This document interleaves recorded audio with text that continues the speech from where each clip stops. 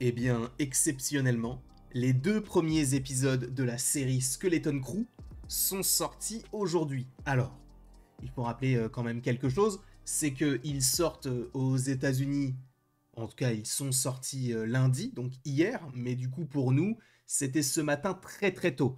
Mais sachez que la semaine prochaine, ça revient logiquement le mercredi. Là, c'est juste qu'ils ont avancé le premier épisode à aujourd'hui, mais normalement, ça sortira les mercredis en France. Sachez que j'ai lu beaucoup de choses et je n'en attendais absolument rien. Je ne suis pas déçu du projet dans sa globalité. Je trouvais que c'était plutôt intéressant, mais il y a énormément de choses qui, moi, me déplaisent. Encore une fois, cet avis n'engage que moi. Je serais évidemment totalement d'accord avec le fait que vous ne soyez pas d'accord, puisque ce sont les goûts et les couleurs. On ne les discute pas, donc je comprendrais très très très simplement que vous ayez adoré la série et le jeu et les personnages, etc. Mais pour l'instant, j'attends. J'attends, mais pour moi, il y a un gros point positif. Un gros point positif, et on va en parler, sachez-le, avec des spoilers. Donc je vais vous montrer notamment des images que vous voudriez... J'ai bugué là. Que vous ne voudriez possiblement pas voir. Voilà, dans ce sens-là, c'est mieux. Et du coup, attention, spoiler. Mais c'est vrai qu'on va retrouver du coup une petite équipe de petits personnages où en gros on va avoir quatre enfants que tout n'oppose pas, hein, puisqu'on va avoir deux groupes de deux qui vont finir par se rejoindre et trouver une sorte de vaisseau, et ça va les emmener très loin de leur planète natale, donc Atin, si je ne dis pas de bêtises. Et du coup, on se pose la question de mais comment vont-ils revenir sur leur planète, sachant qu'ils sont très très loin, ils sont allés en hyperespace, etc. Le côté aventure, parce que je vois qu'il y a beaucoup de gens qui comparent ça aux Goonies. Pour l'instant, on peut pas vraiment dire ça, parce que le côté Goonies, j'entends qu'il y ait les enfants, mais c'est aussi un côté un peu mystérieux, des enquêtes, enfin pas des enquêtes, mais en tout cas des petits casse-têtes par rapport auxquels il faut trouver la solution. Pour moi, c'est différent. C'est différent des Goonies, mais j'entends le côté un petit groupe d'enfants un peu différents qui ont tous leurs particularités et qui vont apporter quelque chose en plus à l'intrigue de chaque personnage. Ok. L'ambiance générale, je l'aime bien. Le côté pirate, le côté... En fait, c'est un projet qui dénote totalement de The Acolyte, ça n'a rien à voir avec même The Mandalorian, etc. C'est une série qui, je pense, est tout public. Je ne suis pas sûr que la plupart des fans de Star Wars se focalisent grandement sur ce projet-là, parce que, de prime abord, ce n'est pas forcément un projet qui peut intéresser. Mais en tout cas, c'est une petite surprise. Ce n'est pas exceptionnel, mais c'est sympa. Je voulais commencer quand même avec quelque chose de plutôt positif. Le concept, je l'aime bien. Mais il y a deux gros points positifs pour moi. Et on va commencer avec le premier, qui en soi peut être aussi un point positif. C'est ce genre de scène-là. Alors, sachez que il y a des scènes qui sont bien faites. Alors, celle-ci, elle est sympa. Le côté du vaisseau qui sort de terre et qui s'en va, ça, à la limite, c'est plutôt bien fait. Mais le reste, je trouve ça vraiment très laid. Tu vas me dire, et je sais qu'il y a cet argument, mais comment est-ce que tu peux dire que c'est moche alors que tu ne travailles pas sur le projet? Comment est-ce que tu peux dire que... Tu as le droit de juger un plat alors que tu n'es pas forcément cuisinier quand tu vas au restaurant. C'est la même chose. Donc là, personnellement, quand je vois des fois des scènes, que ce soit Star Wars ou même Marvel, hein, ça n'enlève rien au fait que ce soit Disney. De manière générale, c'est très laid.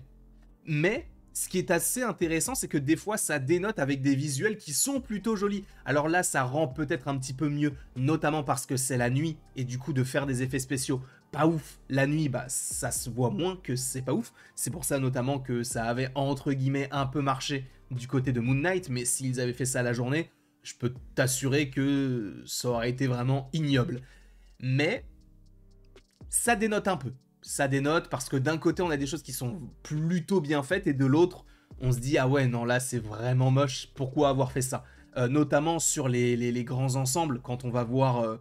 bon, je vais remettre cette scène-là, mais quand on va revoir le village, là où, enfin, la ville, c'est pas beau. Le plan d'ensemble, tu sens que c'est un énorme fond vert. Même quand le petit, là, Wim, il arrive et il veut courir après le bus, oh, tu vois que c'est pas très très beau. Mais J'entends qu'il y ait ce côté, mais oui, c'est Star Wars, de toute manière, il y a beaucoup d'effets pratiques, mais je parle même pas de ça, je parle vraiment des effets spéciaux, pas des effets pratiques, même si on peut parler aussi des effets pratiques. Alors, sur le personnage, du coup, je ne sais même plus comment il s'appelle, lui, Neil, qui pour moi est le meilleur personnage de cette série, pour l'instant. Il y a un mélange d'effets pratiques, mais aussi du coup d'effets spéciaux, parce que bah on voit très bien que la trompe bouge toute seule. Enfin, on le sent des fois que c'est un peu un peu de la 3D. Ça ne me dérange pas.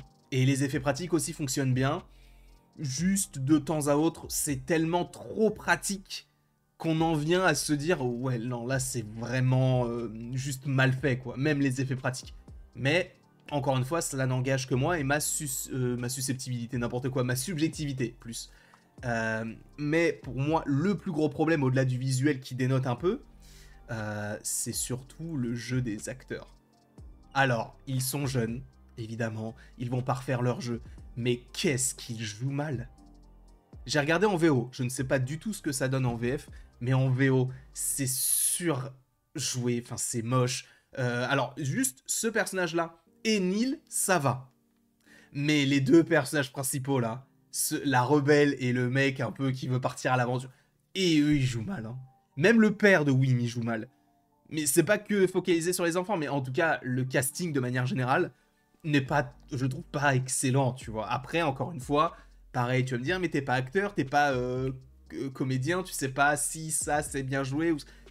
Je précise que si des acteurs ou des actrices jouent mal, ce n'est pas uniquement de la faute des actrices ou des acteurs, c'est aussi de la faute des réalisateurs. Et je vous rappelle qui réalise cette série. En tout cas, pour le premier et le dernier épisode, on a John Watts. Spider-Man Homecoming, Far From Home, No Way Home. Récemment, le film là avec George Clooney et Brad Pitt qui était nul, mais vraiment nul. Pour moi, encore une fois. Hein. Mais donc, pour moi, il y a deux gros défauts. Les effets visuels et le jeu des acteurs. Mais l'ambiance générale, moi, ça me va totalement. Ça change totalement de ce qu'on peut nous proposer du côté de Star Wars. De toute manière, on sent que ce projet-là, il avait été voulu, non pas au dernier moment, mais il a été développé un peu, on va dire tardivement. Pour la simple et bonne raison que, vous savez, lorsqu'ils ont annoncé Ahsoka, The Mandalorian saison 3 à l'époque, lorsqu'ils ont annoncé d'autres séries, je ne sais plus, The Book of Boba Fett, bon ça arrivait peut-être un petit peu avant, bref, je ne sais plus exactement, mais ils ont annoncé beaucoup de projets Star Wars, Skeleton Crew n'en faisait pas partie. Et aujourd'hui, on a ce projet-là qui arrive avant d'autres qui avaient été annoncés et qui n'ont toujours pas été annulés, notamment le film ou la série sur Lando, ou A Droid Story, il y a plein de choses comme ça, qui sont arrivées et qui n'ont pas été annoncés à ce moment-là, et d'autres qui ont été annoncés mais qui ne sont toujours pas arrivés. Donc on sent qu'il y avait vraiment une envie derrière ce projet-là. Alors est-ce que c'est aussi poussé par le personnage interprété par Jude Law qui peut faire vendre un petit peu la série, notamment par rapport à sa popularité? Possiblement. Est-ce que c'est par rapport à ce que veut nous raconter le projet? Parce qu'on a l'impression de toute manière que on se situe... c'est même pas une impression, c'est que je crois que ça se déroule après le 6, si je ne dis pas de bêtises. Donc entre le 6 et le 7, à peu près au même moment que The Mandalorian, etc. Donc, d'ailleurs, il y a aussi tout ce lore autour de leur planète. Pourquoi est-ce qu'elle est si secrète? Est-ce que ce sont des ruines de l'ancien empire? Parce que, bon, la manière dont les enfants sont élevés, on a l'impression que c'est un peu une dictature. Et que c'est pas forcément la nouvelle... comment on appelle ça? La nouvelle république qui est en marche. Donc je ne sais pas si à un moment donné on va découvrir des choses comme quoi eh bien, le système sur cette planète-là est encore régi par les règles de l'ancien régime d'une certaine manière, je ne sais pas. On verra ça, ça peut être assez intéressant et je pense que ça pourrait être logique par rapport à certaines phrases qui sont un peu disséminées au fur et à mesure de ces deux épisodes-là. Mais c'est sympa, c'est vraiment mal joué, ce n'est pas très bien fait, mais j'ai passé un bon moment. Voilà. En ayant connaissance de tout ça, je me dis, bon, en vrai, ça passe. Je ne sais pas ce que vous en avez pensé, n'hésitez pas à me le dire dans les commentaires, n'hésitez pas non plus à aimer, à partager et à vous abonner si ce n'est pas déjà le cas. Et après tout ceci, il ne me reste plus qu'à vous dire à la prochaine, pour la prochaine.